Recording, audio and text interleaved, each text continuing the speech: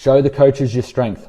In the gym, I want you to focus on your strength work in multiple different angles. So push vertically, horizontally, pull up, pull down, press, drag, and carry. Okay, remember, no exercise is compulsory. You'll get stronger if the rep range and rest times are correct, regardless of the movement, guys. A simple principle you can work with is 3 to 5 exercises for 3 to 5 sets, for 3 to 5 reps, for rest 3 to 5 minutes, and do it 3 to 5 times a week. Secondly, you're going to show those coaches your power. Being explosive and athletic is the X factor that will make you an elite amongst the others. Believe me, guys, I've done this a long time, and I know the one thing that makes you stand out is explosive power. Make sure you do whatever you can to have that X factor. After all, you're an athlete, so you must train like one, right? Throw a med ball hard off your chest, over your head, jump vertically, horizontally, on both legs, on one leg, sprint with a sled. There's a million things you can do to increase your power, okay? Plyometric stuff, using 50% of your 1 rep max, whatever it is. You can program your power training in so many different ways. At the start, before your strength movements, superset them with your strength movements. Do it on totally different days or in totally different blocks. It's totally up to you how you do it, whatever works with you. There are some really excellent methods you can utilize to achieve everything in a single session, but you won't find it in a bicep and tricep day, guys, if you get what I'm saying there, okay?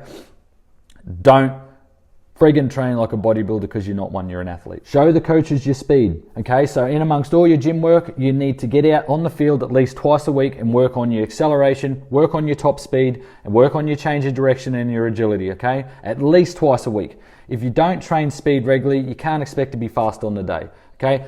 There is a big difference between training for speed and training for fitness, and that difference is in the overall distance of the sprint and the rest time.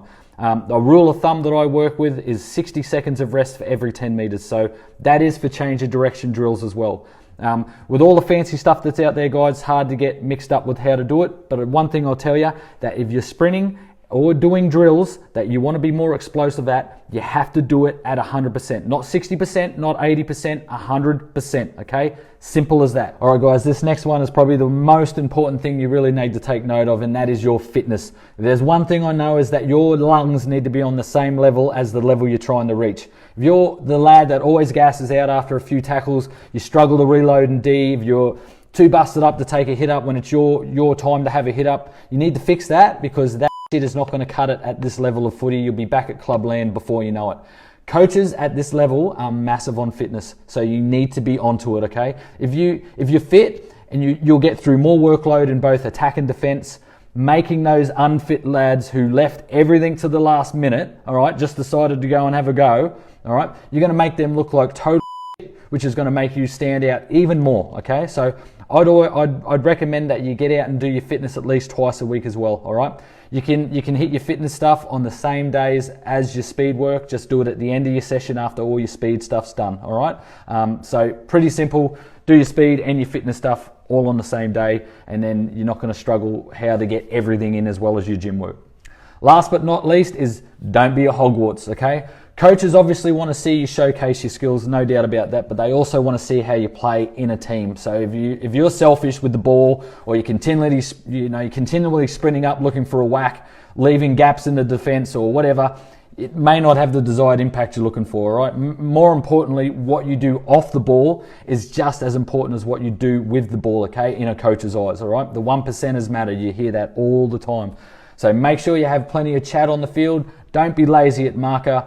Always try and find your front, quick play the ball, protect the ball, make up for your mistakes. Everyone makes mistakes, but you just have to make up for them, all right? I don't blame anyone for their mistakes, but you've got to make up for that shit. Right? Support your teammates when they make a mistake. It's not the end of the world. Don't get down on them. Don't fucking swear at them. And be that player that everyone wants to play with.